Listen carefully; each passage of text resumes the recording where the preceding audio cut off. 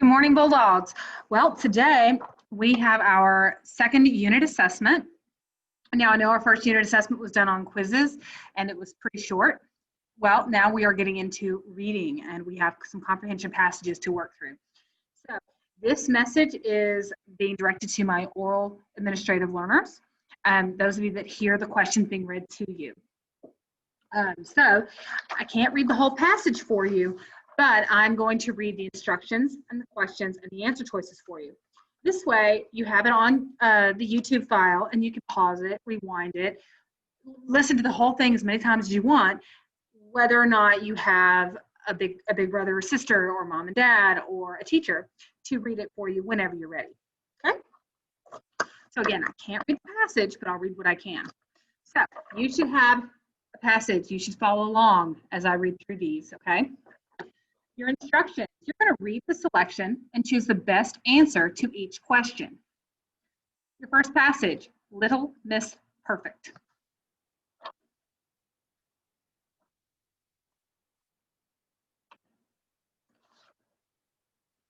Question number 1. Which sentence from the text foreshadows that Arturo will lecture Rosie about her choices? Option A. Mr. Chen is the best teacher in the school, but I remember those nights of studying right before his impossible tests. Option B. You really want me to rescue you? Option C. I had to learn the hard way, kid sister. Option D.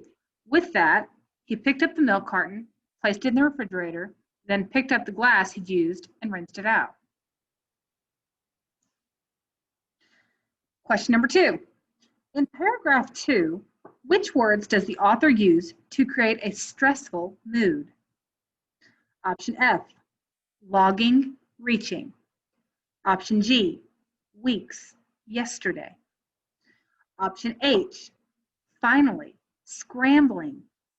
Option J, idea, experiment. Question number 3. A theme expressed in the story centers on option A, building relationships among siblings. Option B, trying to overcome hardships. Option C, learning to prioritize responsibilities. Option D, becoming more organized. Question number 4. How does the setting influence the plot of the story? Option F. The opening paragraph is important in establishing the time of year. Option G. The school setting introduces an important character. Option H. Mr. Chen's expectations helps us understand Rosie's conflict. Option J. Rosie's home environment contributes to the resolution of her dilemma. Question number 5. In paragraph 1, the word prehistoric means option A, something that is against the past. Option B, something from before written history. Option C, something that exists throughout time. Option D, something within a future era. Now with this one, the question actually tells me to go back to paragraph 1, so I can read paragraph 1 for you.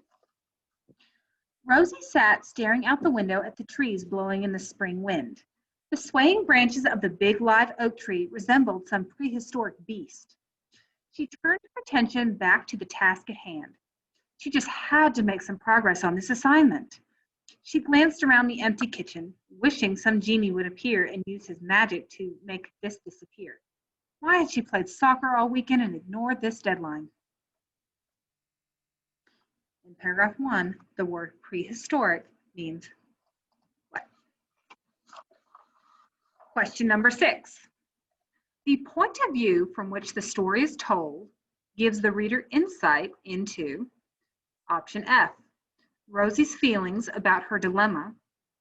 Option G, Arturo's attitude towards his teachers.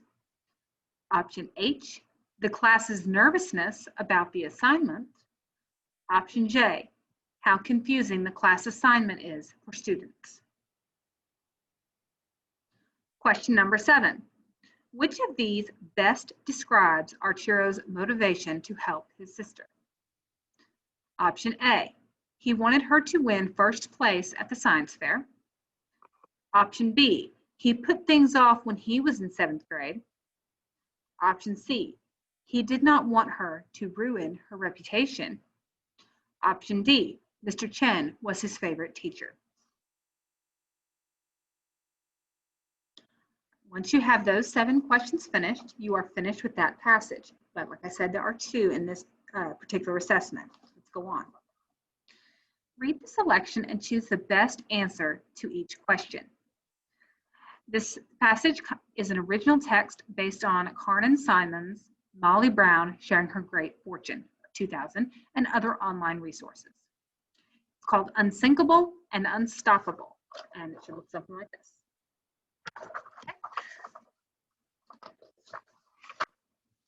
Question number 1. In paragraph 3, the word philanthropist means one who, option F, educates others, option G, obtains wealth, option H, gives to the needy, option J, travels widely.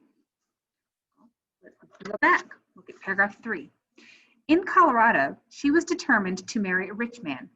Instead, she fell in love with a young man named James Joseph Brown. He was a working man, a mining superintendent in the silver mines. They wed despite her aspirations for riches. J.J. Brown slowly rose among the ranks in the silver mines. Eventually, her desire for riches was finally realized when one of Brown's own mines found gold. The Browns became very wealthy. With a bit more money, Margaret Brown began a role she was to continue for the rest of her life as a social activist and philanthropist. In paragraph 3, the word philanthropist means one who. Question number 9. Unsinkable and Unstoppable is an example of biography because, option A, it tells about a person's real life experiences. Option B, it has a clear plot development. Option C, it teaches an important lesson. Option D, it explains a historical event. Question number 10. The author uses chronological organizational pattern in this selection in order to, option F, compare Margaret Tobin's experiences to Molly Brown's experiences. Option G, describe Margaret's life experiences. Option H, explain details about how Margaret became rich. Option J, provide reasons why the Titanic sank. Question 11. Which of the following most likely be the reason why Margaret chose to work with the poor? Option A, she wanted to be recognized for her efforts. Option B, she knew what it was like to be poor. Option C, she was paid lots of money for working with the poor. Option D, she knew many different languages. Question number 12. Choose the best summary for this selection. Option F. Molly Brown did not have much education. She left school at age 13. As an adult, she hired tutors and continued her education. She lived in Colorado. Option G. Molly dreamed of marrying a rich man, but married a working man instead. Her dream became a reality, however, when one of their mines struck gold and made her and her husband rich after all. Option H. Molly Brown's beginnings were humble, though she dreamed of becoming rich. When her husband's mines struck gold, her wishes became a reality. She lived a life of charity and luxury. She eventually survived the sinking of the Titanic and became famous. Option J. Molly Brown was born Margaret Tobin of Hannibal, Missouri. She fell in love with James Joseph Brown. He was a mining superintendent in silver mines. She wished that they could be rich. Option 13, so question 13. How would you describe Margaret Brown? Use evidence from the text to support your response. Once you have finished question 13, be sure to go back over and double check your answers. You can always replay this clip so you can hear the questions and answer choices again if you need to.